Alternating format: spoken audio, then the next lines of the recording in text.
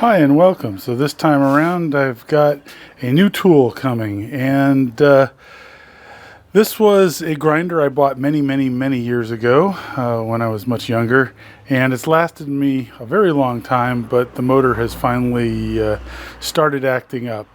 So it's time to replace it, and the new one has arrived, so let's go take a look. And here's the crate it came in, or is still in. Haven't unboxed it yet. It's a Grizzly model G0596, another 8-inch 1 horsepower grinder, but significantly larger than the Craftsman. This is the Grizzly industrial model. So let's pop this crate open and see what it looks like. Before I go too far, this crate is somewhat lightweight. Wouldn't take any, couldn't have anything stacked on it, and they tell you not to. Do not drop or stand up on end. But it looks like it's sturdy enough to protect against things bumping it in transit. So we will open it up and find out how accurate that statement is. All right, so I popped the side off, and it was a little bit of a challenge. They actually used a combination of staples and nails, which is kind of weird. Look how many, they got really crazy down there.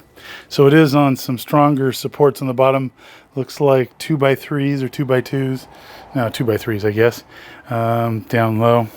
So you could pick it up with a mini pallet jack or something. I don't know. The thing weighs 110 pounds. There's a lot of cast iron here, so it's pretty heavy. So I'm going to open this a little further and see what we got. Inside the unit is packed in plastic, sealed lightly with some desiccant, which is nice. That's a nice touch. Looks like there's already wheels on it, which I guess I sort of expected. I have my own though. A course and a grind with accessory boxes. Looks like, oh, anti-vibration pad. That's a nice touch for the base. So we're going to have to do some assembly. Alrighty, here it is unboxed with the pallet removed. And it wasn't attached to the pallet. Those 2x4s held it down on the top, and they had little rails that it fit in between on the bottom. The power switch is not attached yet because it mounts like this. It's a big industrial style one. This grinder does come in 120 or 220. I got the 120 because it's just more convenient. It's a 1 horsepower. It's amazing that this much larger motor is 1 horsepower compared to the other one I have that's also 1 horsepower. They're night and day difference in size. Here's all the hardware unboxed and the protective shields with lights. Interesting, in this day and age they chose to use fluorescent bulbs, which means they have a ballast in each one of these too. That's kind of strange choice. So next job is we're going to start assembling this guy. For sure, these are the light mounts, and they sure are beefy. This is aluminum, not plastic, and it's thick. Very different. Let's go take a look at the Craftsman again. Craftsman, sheet metal, aluminum. Never liked these guards, way too small. The new one's slightly bigger, but I wish it was bigger still. It's not though. Anyways, lights on this light always droops down and ends up lying on the motor. Nice feature. They actually went and chased all the holes after they painted it so that the threads go in really nicely.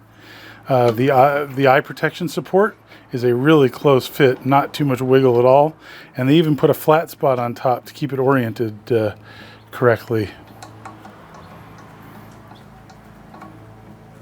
These are seriously beefy, although I don't know how well they're going to self-tighten. This one doesn't seem to want to. I'm going to kind of be curious about this one.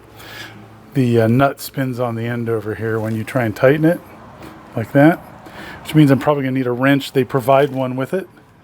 Maybe you got to keep it with it, but that seems kind of silly. Some sort of captive solution might have been better. For the thumb screws to change the tilt friction, they're essentially worthless because these nuts are free. Then they went and thought ahead and recessed the nuts on these, and these do tighten just perfectly with the thumb adjusters. Can't figure out why they quite did that.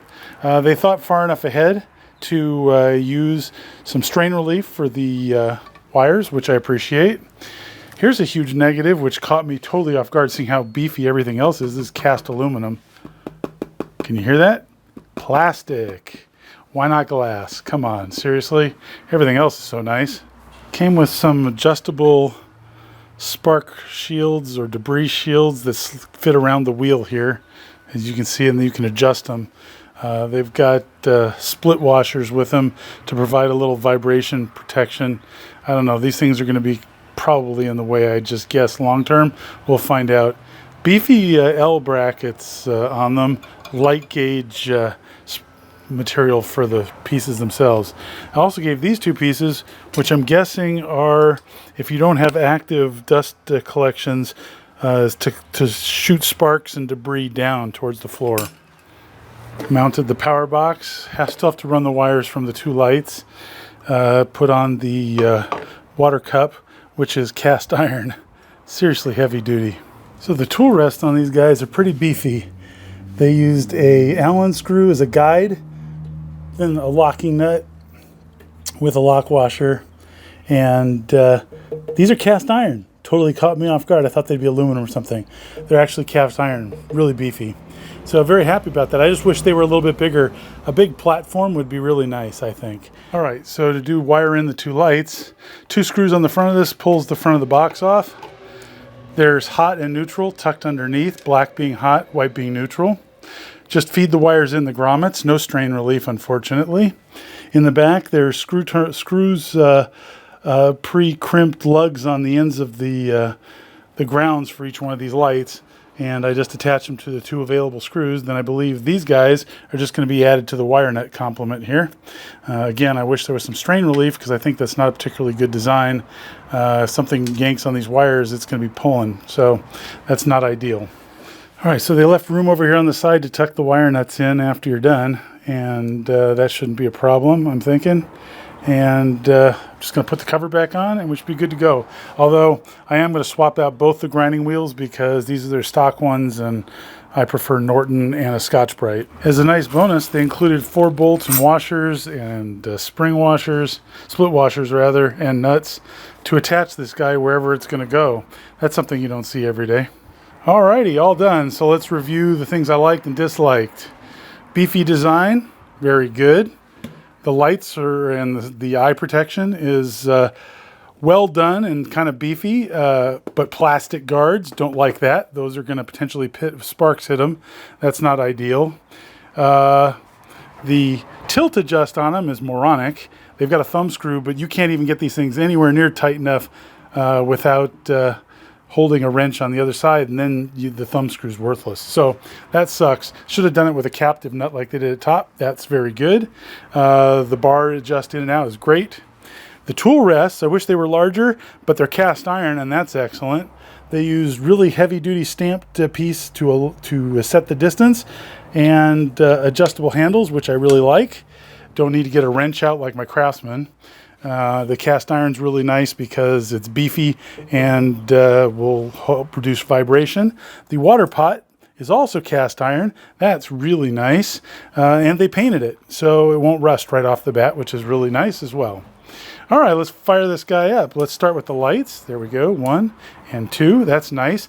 I wish they weren't fluorescents. I wish they were LEDs, but you can't have everything. If they were LEDs, they'd need a switching supply to reduce the voltage.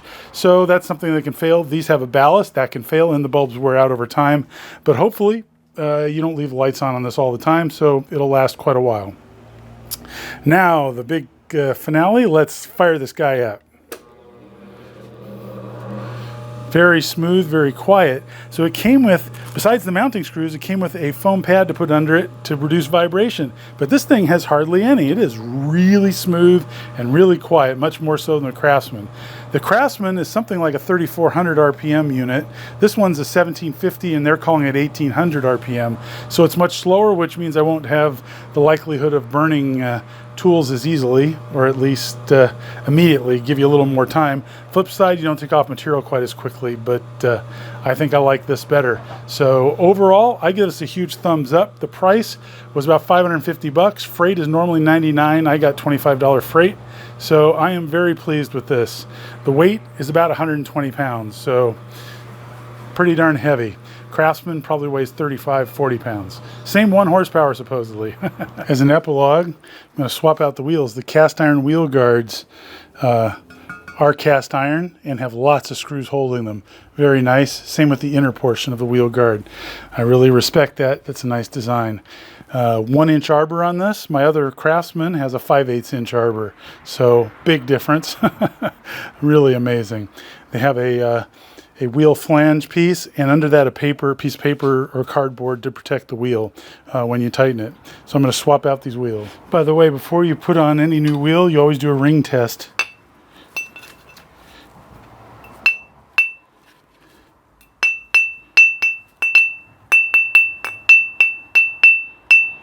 And ideally you should hold it from the middle so it can ring.